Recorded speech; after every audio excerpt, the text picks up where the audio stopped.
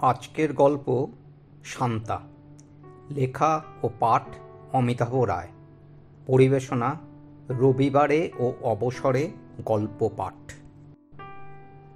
বছর 2023। এবছরের 25শে ডিসেম্বর দিনটা সোমবার। সরকারি চাকুরে আর স্কুল পড়ুয়াদের উৎসাহের অন্ত নেই, কারণ আগের দুটো দিন ছিল শনি আর রবিবার। রাত জাগা বা দিনভর পিকনিকের আনন্দোৎসবটা এবছর তো আকাশছোঁয়া হবেই। এবারে 24শে রাত্রে আবাসনের প্রাঙ্গণ আর কমিউনিটি হলে পিকনিকের তোড়জোড়। অফিস ছুটি থাকাতে আর অনেক সময় পাওয়ার জন্য আয়োজন প্রায় ত্রুটিপূর্ণই হলো। আর 25শে দুপুরে আবাসনের কিছুটা দূরেই একটা বাগান বাড়িতে পিকনিক। আবার রাত্রে ফেরত আসার সময় রাতের খাবার প্যাকেট পার্সেল করে দেওয়ার রেওয়াজ আছেই। তাতে মহিলাদের যোগদানের উৎসাহটা আরও প্রবল হয়। মনোজ, কুণাল, তাপস মূল কর্ণধার। বিগত 10 বছরের অভিজ্ঞতা রয়েছে ওদের। মনোজের ছেলে সৌম্যর বছর 10 বয়স। এখনও সব কিছু সঠিকভাবে বোঝবার সেই বয়সটা আসেনি। প্রতি বছর 24শে ডিসেম্বর রাত্রে ও ঘুমিয়ে পড়ার আগেই ঘরে মোজা টাঙানো হয়। জেগে থাকার অনেক চেষ্টা করলেও একটা সময় গভীর ঘুমে তলিয়ে যায়।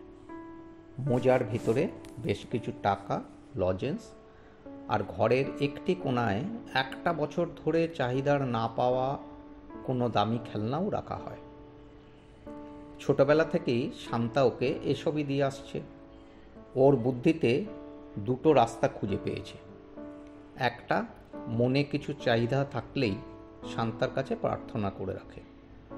শুনতে শুনতে এখন এই কথাটা মাথায় ঢুকেছে যে গরমের ছুটি, দুর্গাপুজো বা জন্মদিন যেমন নির্দিষ্ট দিনে হয়, তেমনি শান্তাও নির্দিষ্ট দিনে আসে।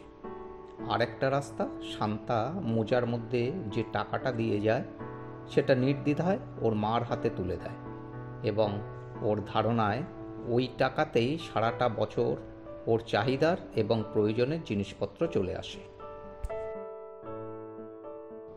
পিকনিকের মাঝে বাবার হাত ধরে সৌম্য সামনের পার্কে দোলনা চড়তে আর স্লিপ কাটতে গেল। সঙ্গীতলও গেল জুটি। আশেপাশে বেশ কিছু দোকানপাট। জমজমাট উঁচু ফ্ল্যাট বাড়ির একটু পাশেই জবরদখল করা বস্তির ঘরগুলো, কোনো মতে টিন দরমা দিয়ে ঘেরা। ঘরের বাচ্চাগুলো আধা উলঙ্গ অবস্থায় ঘুরে বেড়াচ্ছে। ওদের দেখেই একলাপে ছুটতে এসে কিছু খাবার কিনে দেবার আবদার করল।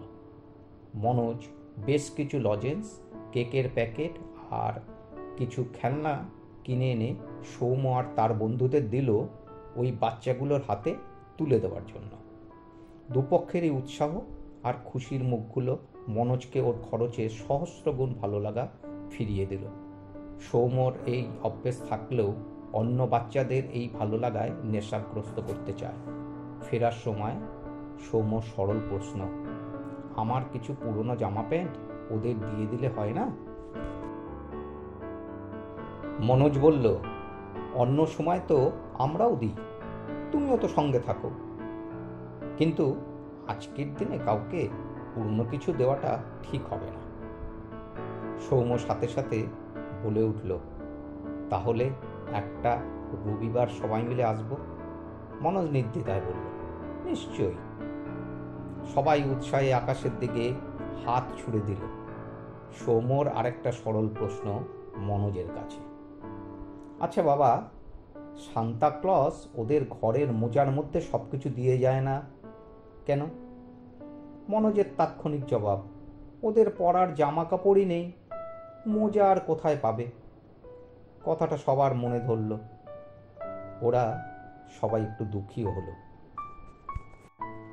ফেরার সময় সৌম্য সবাইকে বাবার কাছ থেকে অনেকবার শোনা শান্তার গল্প বলতে থাকল।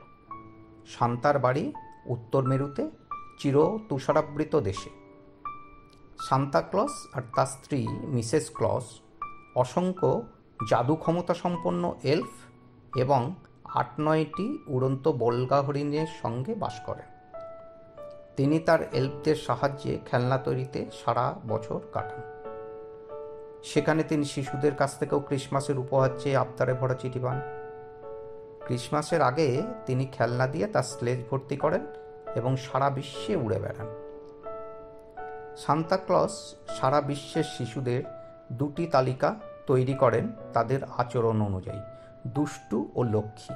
তারপর ক্রিসমাস ইভের রাতে তিনি লক্ষ্মী ছেলেমেয়েদের খেলনা, লজঞ্চুস ও অন্যান্য উপহার দেন এবং কখনো কখনো দুষ্টু ছেলেমেয়েদের কয়লা দিয়ে যান।